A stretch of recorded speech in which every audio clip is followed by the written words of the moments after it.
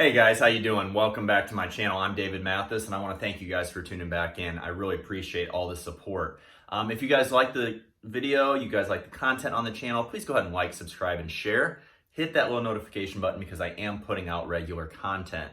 Today, I want to talk about the concept of training volume. How much can we get away with? How little can we get away with? What actually constitutes as volume? There's a lot of confusion that I see out there, and a lot of people just don't really have a full grasp of really how to go about setting up their training volume, how much they actually need, how little they need. I think there's a lot of good information out there, but I think that it kind of clouds people's minds up and it kind of confuses them. So what I like to do on my channel, what I like to do in my IG content and everything is try to break things down simpler for you so that you can understand. Because training doesn't have to be complicated. Nutrition does not have to be complicated, guys. I think part of the reason that we run into so many issues with our health, with our training, with our nutrition, is that we are trying to make it too complicated. We need to break things down simpler. So I have a really good analogy to help you with training volume in this video. So stick till the end and you'll see. But first, let's go over what is volume, right? Is it sets? Is it reps? Is it the weight that you use? Well, I like to break it down that volume is sets times reps, okay? Total workload is sets times reps times the weight you use. And why do I say total workload? Well, that is separate from volume because you can manipulate the volume all you want by adding sets, lowering reps, raising reps, lowering sets, all that stuff. And it doesn't really tell you what you actually did during the training, right? The weight, where the weight comes in, tells you what the total workload was for that particular exercise or added up for that particular whole training session in general. So I like to define volume as sets times reps. Workload is sets times reps times the weight used. So hopefully that clarifies things a little bit because I see those terms kind of intermixed a lot and thrown around and used interchangeably, and I don't believe that they are. And I think that's where a lot of people become confused. So hopefully that clears things up a little bit. Now, as far as maximal volume for recovery, this is going to differ between people, guys. This is going to differ on a lot of factors. Your gender, your age, your training age, which doesn't necessarily correlate with what your age is, right? You could be a 40-year-old man or woman that just started training and you can have a very young training age. Or you can be a 40-year-old man or woman that has been training since they were 18 years old. Your training age is a lot higher, right? There's been a lot more wear and tear on your body. Those newbie adaptations are gone. And so you kind of fall into a different category at that point. So what is going to be most effective for you maximally in terms of volume is going to differ between person and person, right? How's your diet? How's your sleep and recovery? What does your lifestyle look like on the outside? Like, what's your daily life? Do you have a very physical job? Do you have a desk job? Do you have a family with young kids? Maybe you're running around a lot all day. There's a lot of factors that go into that, guys, not to mention what your just personal genetics are. Genetics do play a factor in this. So as far as minimal volume effectiveness, this is also going to differ, right? Basically, based a lot on the same factors that will determine your maximal training recovery volume is going to also determine your minimal.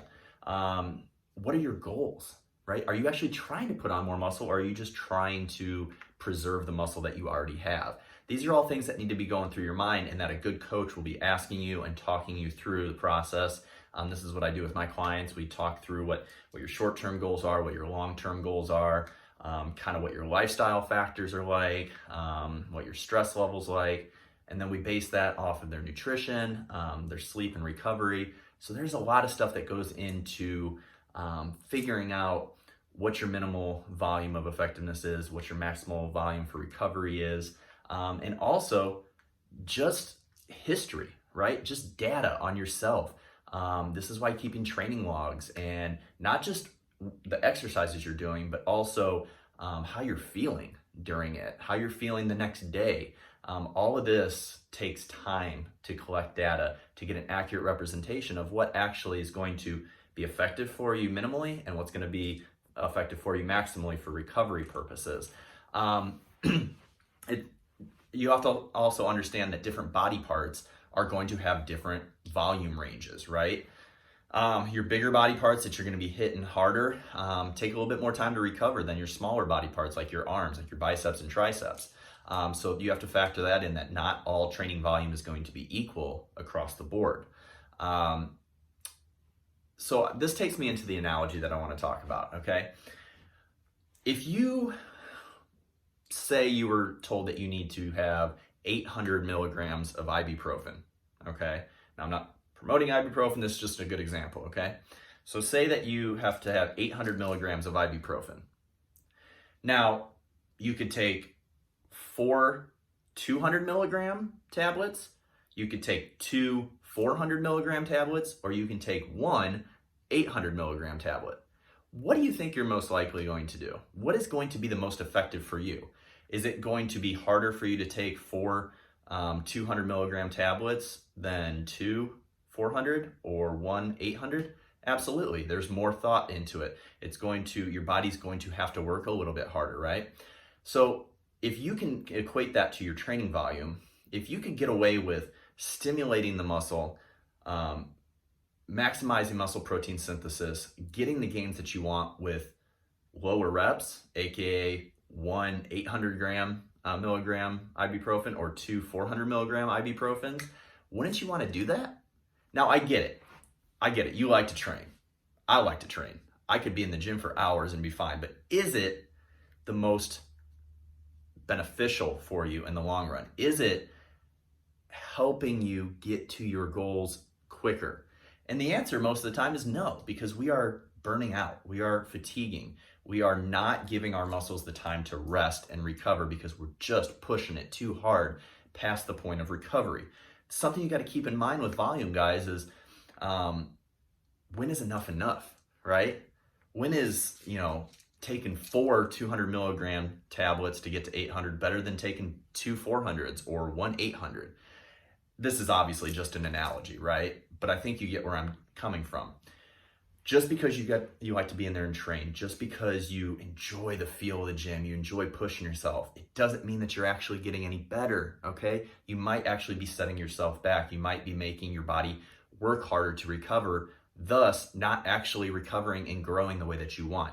So this is a hard concept for me sometimes because, like I said, I love to be in the gym. I would train 7 days a week if I could.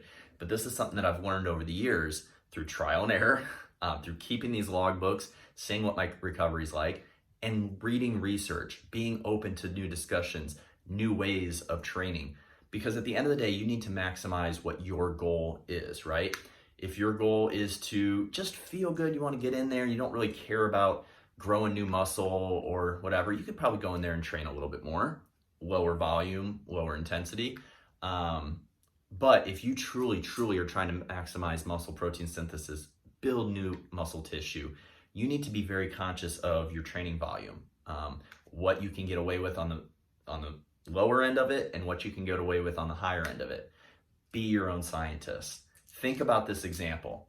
Do you want to take 4 200 milligram tablets to get to that 800, or would you rather take 2 400 milligram tablets or even 1 800 milligram tablet? So hopefully that explains volume a little bit more for you, makes you kind of think a little bit about your training program, how you might be able to adjust, and just a little bit of food for thought. You have to really self-examine and be honest with yourself. Is your physique growing? Is your physique transforming the way that you're wanting it to? If it's not, that's okay. Don't think of it as a failure. Think of it as another way you learned that doesn't work. You might want to look at it and you might want to talk with a coach and see, are you doing too much volume? Are you not recovering enough? Do your calories not match your goals, your recovery goals? Because you need to use nutrition in conjunction with your training to help support it. So just think about this example: 4 200 milligrams tablets of ibuprofen, 2 400 milligram tablets of ibuprofen, or 1 800 milligram tablet of ibuprofen. What's going to be more effective for you? What's going to be easier? You guys have a great day. If you guys have any questions, please leave them in the comment section below. Reach out and DM me. You can find me at Mathis Fitness on Instagram. My website, www.coachdavidmathis.com. or you can reach out to me at david@biolane.com for any coaching inquiries. You guys have a great day. Go get some training in. Make something of this day.